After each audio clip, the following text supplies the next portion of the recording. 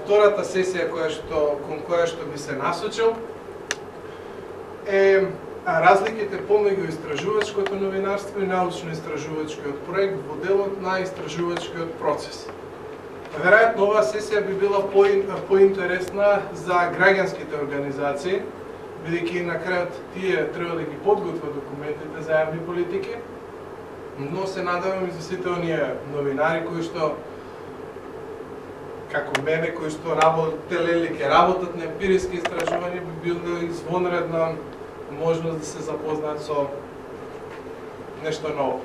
Најпрво би почнал од наједноставните делови, наједноставните разлики кон посложениот дел, значи подготовката на подготовката пред самиот истражување. И првен би почнал со примената на јазикот во пишаниот материјал, разликата помеѓу истражувачкото новинарство и научно-истражувачкиот проект. Би кажал сепак кај истражувачкото новинарство дека е задолжително на некој начин обврската да го користиме стандардниот јазик, да го соопштиме истражениот материјал, добиените резултати, но што е можно поедноставни реченици, кои што ќе бидат разбирливи до последниот граѓанин во рамките на заедницата. Тоа значи да го пренесеме значењето до општата јавност. Расфрлањето со стручни термини во рамките на истражувачките истории е непожелна пракса, поради тоа што крајната јавност, односно таргетираната публика е поширока, односно генерално ниво базирана. Новинарската формула на дневно-информативното новинарство брзо, кратко и јасно, кај истражувачките истории не можеме да ја примениме, поради тоа што критериумите се текстовите да бидат подолги, жанровски можеби се најблиску до статијата. Исто така, со самото тоа тие не може да бидат кратки, но правилото за јасност останува актуелно и во рамките на истражувачките истории. За разлика од истражувачкото новинарство, кај научно-истражувачките трудови ја имаме таа обврска да го користиме стручниот јазик. Ние се обраќаме, се разбира, на посебна јавност или на посебни јавности. Тоа значи дека при академското пишување не е изоставен дел ни е стручната терминологија, странските зборови, кратенките и морам да кажам дека е недозволиво поедноставувањето на нештата во насока на тоа дека е неопходно да се даде сеопфатен преглед на темата која што се истражува во научно-истражувачкиот проект. Јас имам личен пример, додека работев на докторската дисертација, мојата менторка да ми врати дел од истражувачки извештај, само поради тоа што ми кажа дека имам премногу новинарски фрази потребни во рамките на самиот текст и да го издигнам самиот материјал на едно академско ниво. Предпоставам дека многу новинари би се судриле со истиот проблем во рамките на нивниот научно-истражувачки проект. Сега кому се обраќам? Кај истражувачкото новинарство ние се обраќаме на општата јавност во рамките на една заедница. Тоа значи дека истражувачката историја, веќе споменав, треба да допре до, односно самиот текст треба да допре до последниот граѓанин.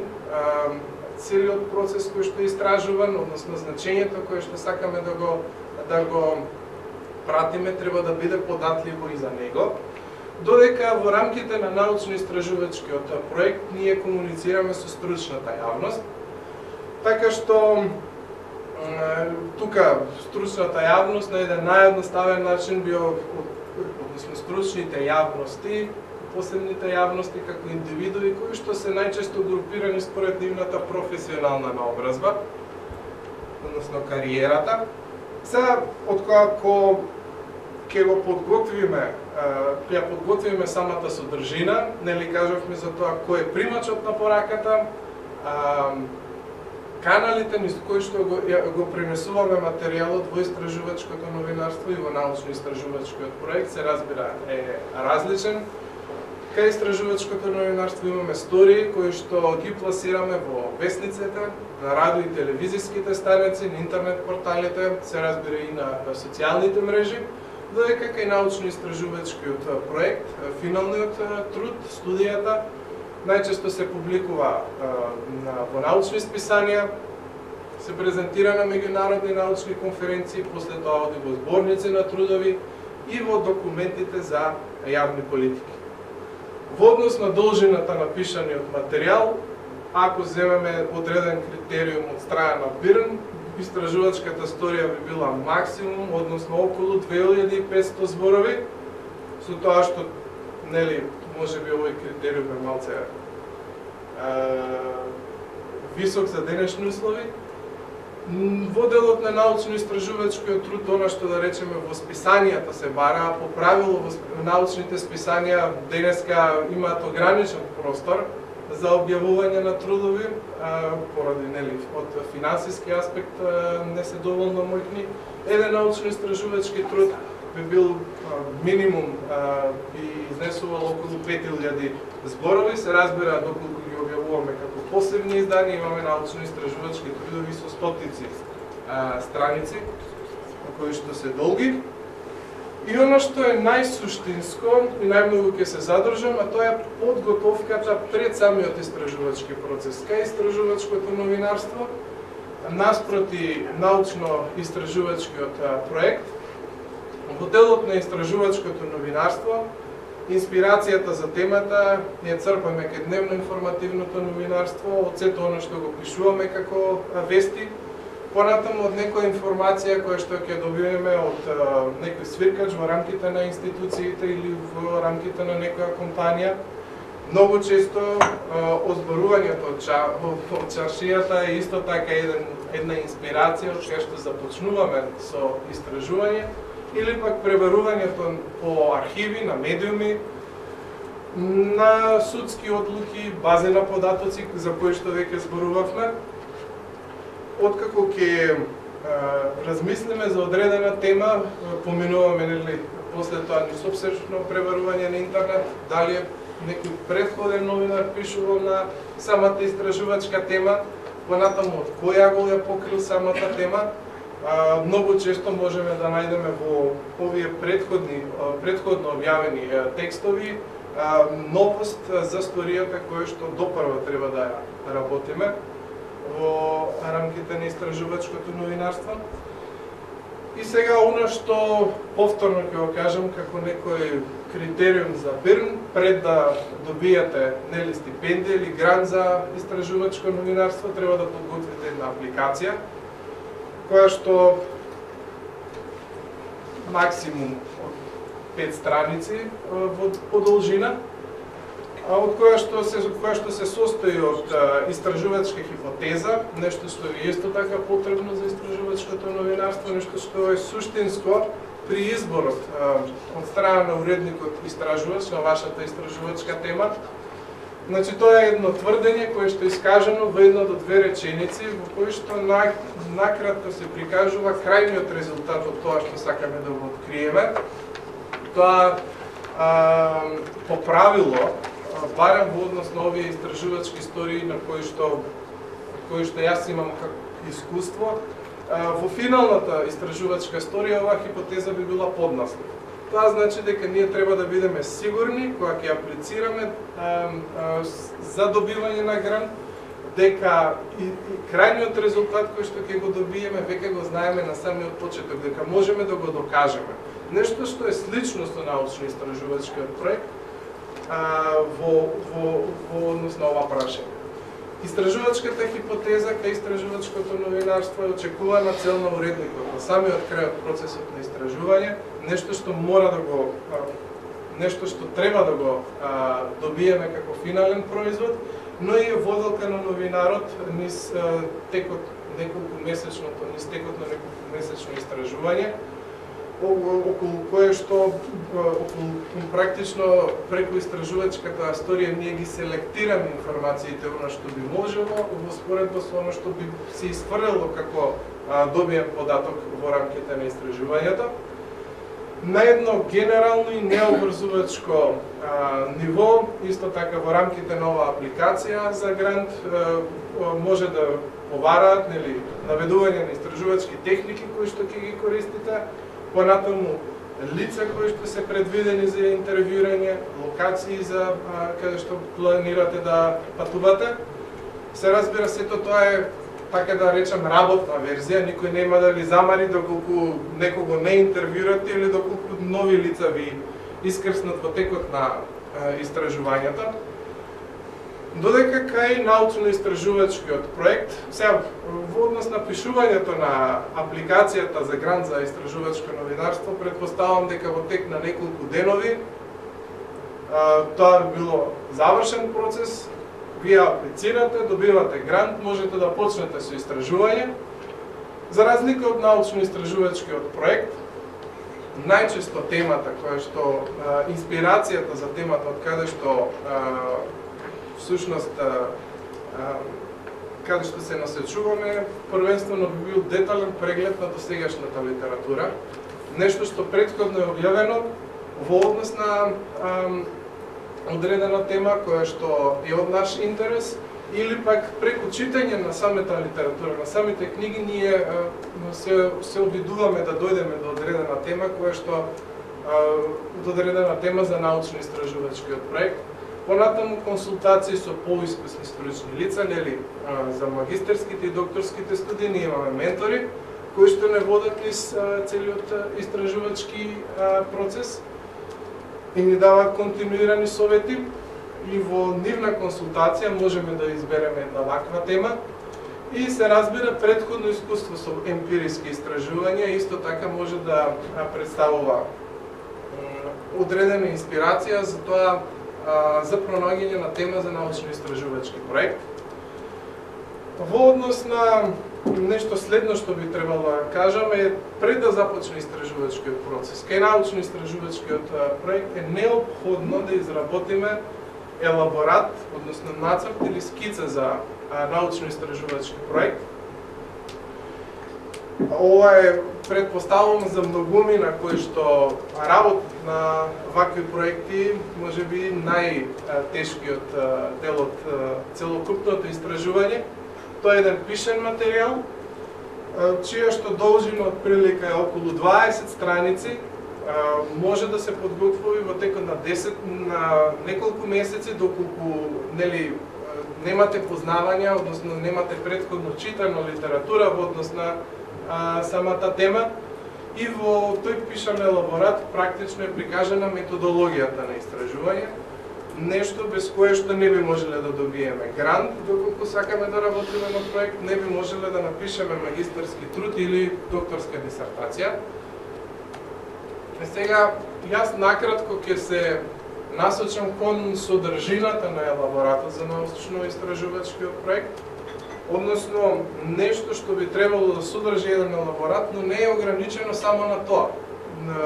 Во одреден случај, доколку аплицирате за грант, може да ви побараат и дополнително содржини на елаборатот, или исто тоа се однесува и доколку пишувате дисертација, теориски вовед. Тоа значи давање на еден преглед на литературата која што сте ја консултирали, понатаму идентификување и формулирање на истражувачкиот проблем, предметот на истражување, после тоа доаѓа научните, практичните и или методолошките цели на истражување, доколку се работи за апликативно истражување, најчесто нели ги наведуваме практичните цели на истражувањето во делот на докторска дисертација. Вие се разбира е задолжително да наведете и кои се научните цели во однос на тоа што ќе го истражувате. Понатаму хипотетската рамка, која што се содржи нели од општа хипотеза, посебни хипотези, заедно со варијаблите, заедно со индикаторите за операционализацијата, методот на истражување кој што ќе го користиме во нашиот научно-истражувачки проект, понатаму примерокот на истражување кој што ќе го користиме, динамиката на истражување, односно временскиот период во чии рамки практично овој научно-истражувачки проект ќе се движи. Инструментот на истражување треба да го наведеме само не во форма на некаков образец, туку треба накратко само да споменеме дека ќе биде изработен инструмент со цел за собирање на податоците. Понатаму, значење на истражувањето кое што ќе го добиеме, би требало да го имаме значењето уште пред почетокот на научно-истражувачкиот проект, да го знаеме тоа значење. Ограничување на истражувањето. Ограничувањето најчесто може да се поврзе со примерокот на истражување, кој што многу често ни е ограничен, во смисла на тоа доколку правиме медиумска анализа, многу често не можеме да ги вклучиме сите медиуми или можеме да ги вклучиме весниците, но не и телевизиските станици.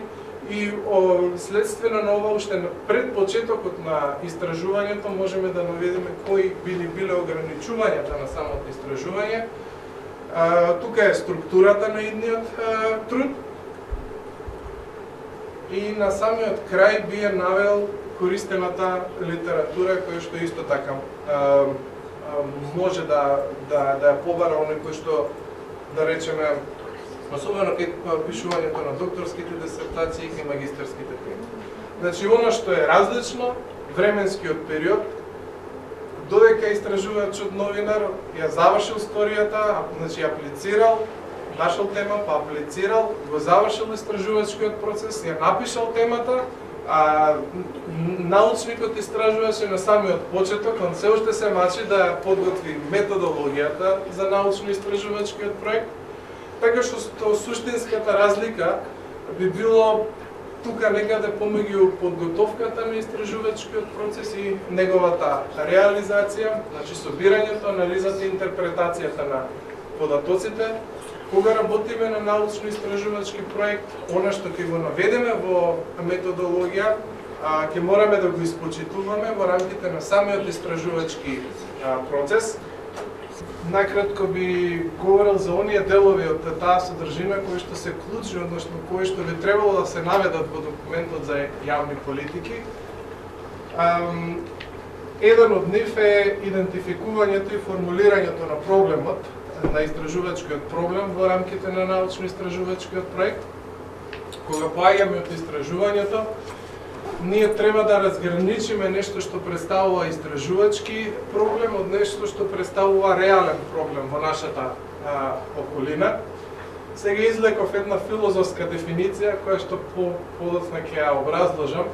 Значи, истражувачкиот проблем може да се постави затоа што треба да се реши некој практичен проблем.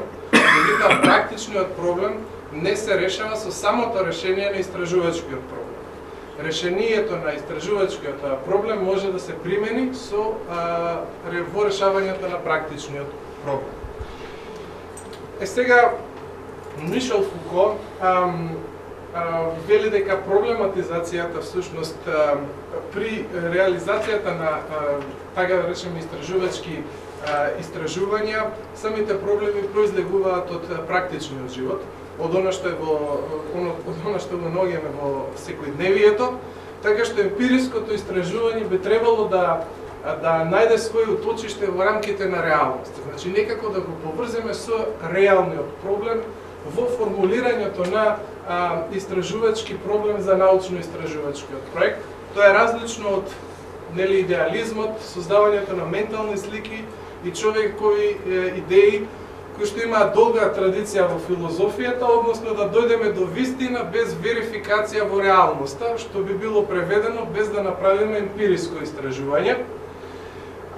Истражувачкиот проблем е нешто што не го знаеме, но чувствуваме дека всушност постои и дека треба да го разбереме преку спроведувањето на емпириското истражување или врз основа на еден соодветен пример.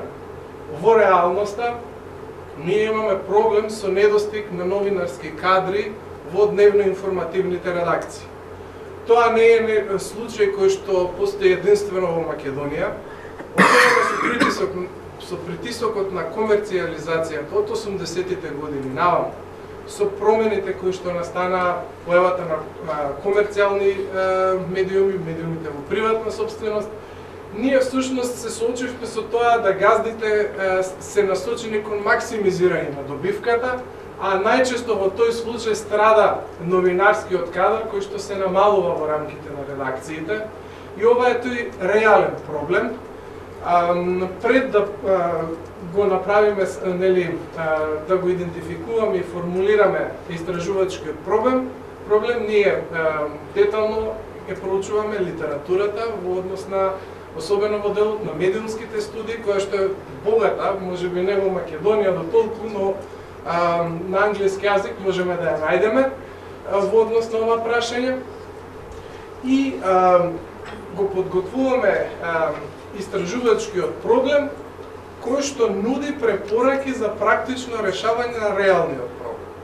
Значи, ние со истражувањето нема да можеме да го решиме проблемот со недостигот на новинарски кадар во редакцијата, но ќе понудиме солуции. Една од тие форми е документот за јавни политики, преку кој што во рамките, да речеме, Агенцијата за медиуми или јавниот радиодифузен сервис, ќе му понудиме препораки како може да се надмине ваквата ситуација. Во рамките на идентификувањето и формулирањето на истражувачкиот проблем, ние оформуваме истражувачки прашања, кои што во текот на научно-истражувачкиот проект треба да ги одговориме. Истражувачките прашања се поставуваат на едно генерално ниво, или како што сум навел овде, тие по содржина треба да бидат широки, а по должина кратки. Тоа значи дека во зависност од тоа дали работиме на квантитативно или квалитативно истражувачко емпириско истражување, може да бидат, да речеме, на кој начин, од кои причини, што се случило кај квалитативното истражување, значи класични прашања кои што може да ги поставиме, и може да бидат количински, колку, кои се изворите и така натаму во делот на квантитативното истражување. Сега, оно што би сакал да го споменам кај истражувачките прашања,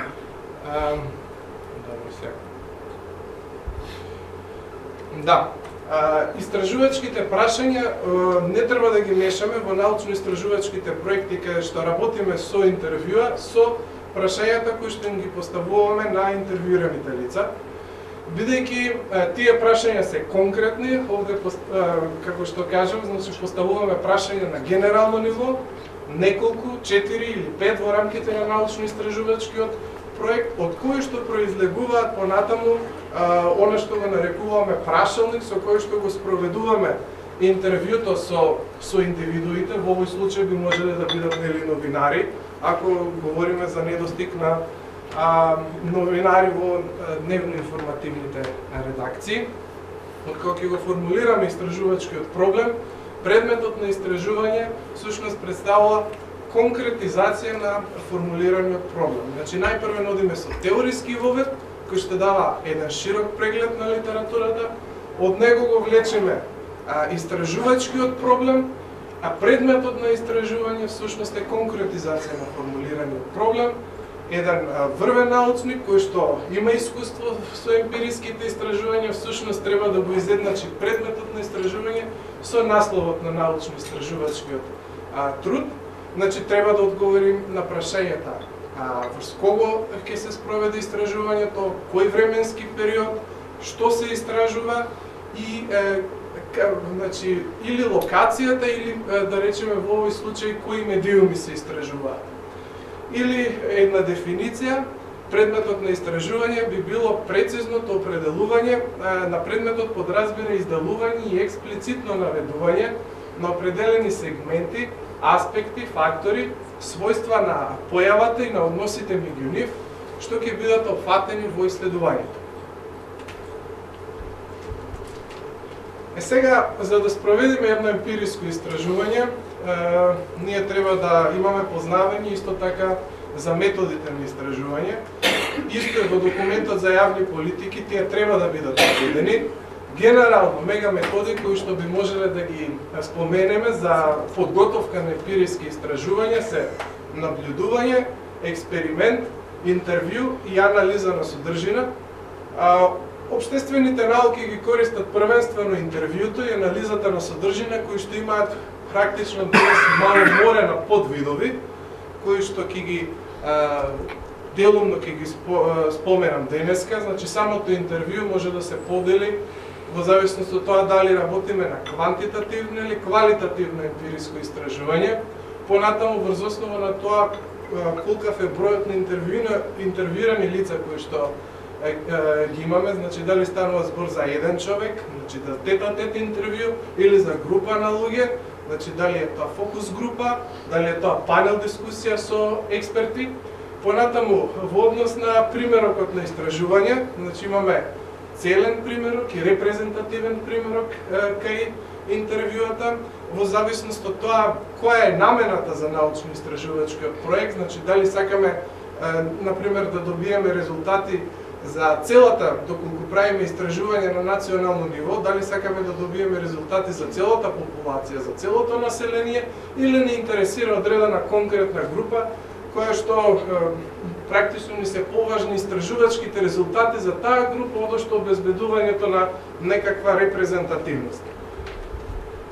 Во однос на подвидовите на интервјуто има, како што кажав, голем број, тука би ги наведел анкетното истражување, имаме телефонска анкета, имаме интернет анкета, теренска анкета, понатаму фокус група, која што најчесто се состои од 6 до 12 лица, заедно со модератор, панел дискусија, понатаму интервју кој што го спроведуваме тет-а-тет со интервјуирано лице, може да биде неформално конверзацијско интервју, може да биде полуструктурирано отворено интервју, може да биде стандардизирано отворено интервју во зависност од тоа дали имате прашалник или немате прашалник при спроведувањето на процесот на интервјуирање.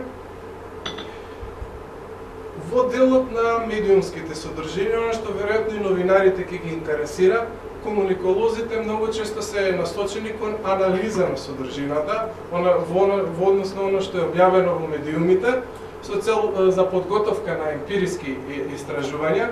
Значи, анализата на содржина е идеална за медиумските истражувања. На самиот почеток, значи, таа произлегува од квантитативната анализа на содржина. Голем дел на истражувања емпириски се спроведени во рамките на УНЕСКО уште во текот на 20-тиот век, од средината на 20-тиот век па наому. Врз основа на квантитативната анализа на содржина имаме подоцна развој на квалитативна анализа на содржина, додека во изминативе, да речеме 20 на години, имаме едно продлабочување во анализата на собраниот материјал, како што кажавме нешто слично кај истражувачкото новинарство, нели копање под површината. Значи имаме формирање на нови методи, наративна анализа, тематска анализа и дискурзивна анализа. Сите овие си имаат своји подвидови. Така, например, дискурзивната анализа, доколку анализираме текстови, имаме критичка дискурзивна анализа, понатаму доколку анализираме не само текст, туку и звук и видео, имаме мултимодална, медиативна дискурзивна анализа, дискурзивна анализа спроведена со помош на компјутерски софтвер, така што вакви поделби нели имаме како на некој начин се подвидови кои што би спаѓале, односно водат потекло од анализата на содржина почетно. На самиот крај би сакал да нагласам дека ова е користената литература со која што се послужив за да подготвам оваа презентација.